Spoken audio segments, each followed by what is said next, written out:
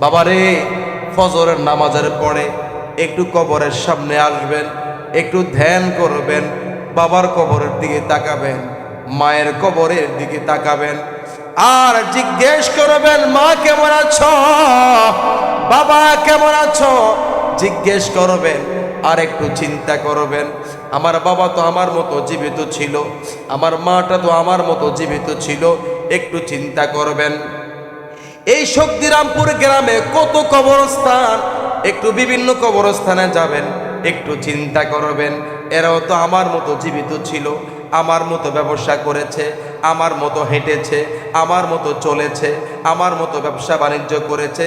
তিনি আজকে কবরে চলে গেছে, একদিন তো আমিও কবরে যেতে হবে। কথা বলুন ঠিক কিনা?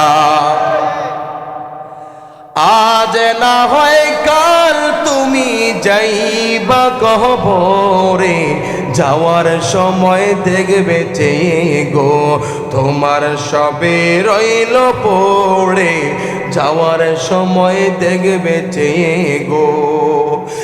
আজ না হয় কাল তুমি যাইবা কবরে, যাওয়ার সময় দেখবে চেয়ে গো তোমার সবে রইল পড়ে, যাওয়ার সময় দেখবে চেয়ে গো।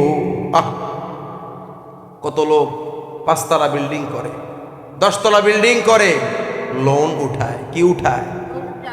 লোন উঠায় কানি কানি সম্পদ কিনে। বাবা, এই বিল্ডিং পড়ে থাকবে, সম্পদ পড়ে থাকবে, আপনাকে কবরে যেতে হবে। কথা বলুন ঠিক কিনা?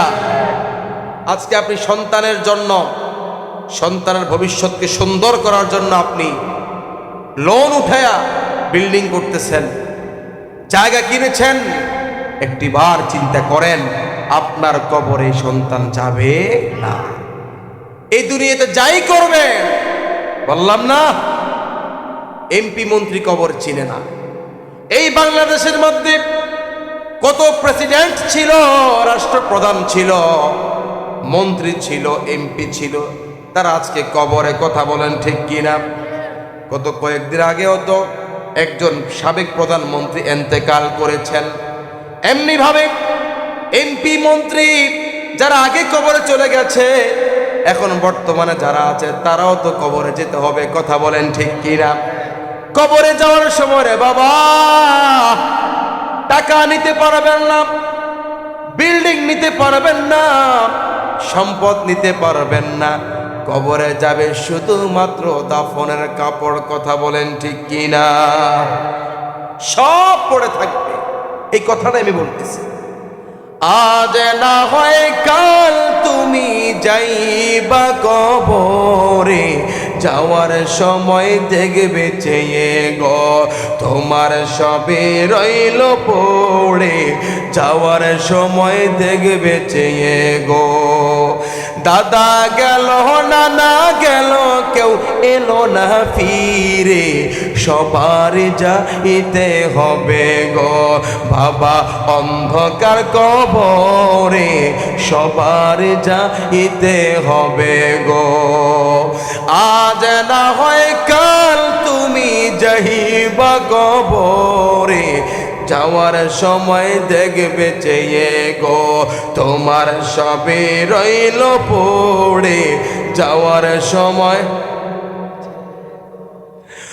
ঘর করলা, বাড়ি করলা, চলো গাড়ি করে, হঠাৎ রাজরাইল সামনে খাড়া গো।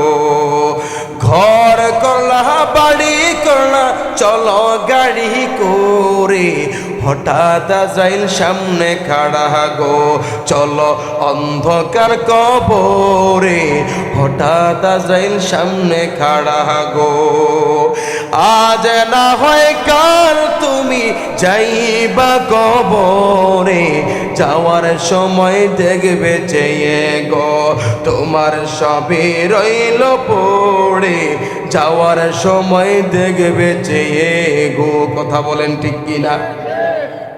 এই শক্তিরামপুর গ্রামের অনেক লোক তো কবরে চলে গেছে।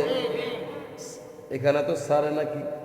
আপনারা বলেন, এই গ্রামের যত লোক কবরে চলে গেছে, টাকা নিয়ে কেউ যেতে পেরেছে নাকি?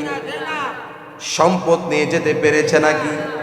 কিছুই নিতে পারে না। আমরাও নিতে পারবো না। কবরে কিছুই যাবে না, যাবে শুধুমাত্র ঈমান, আমল এবং কাফনের কাপড়। যদি আমরা দুনিয়ার মধ্যে আল্লাহর গোলামি করতে পারি, নবীজির গোলামি করতে পারি, কবরটা হবে আমাদের জন্য জান্নাতের বাগান। সুবহানাল্লাহ।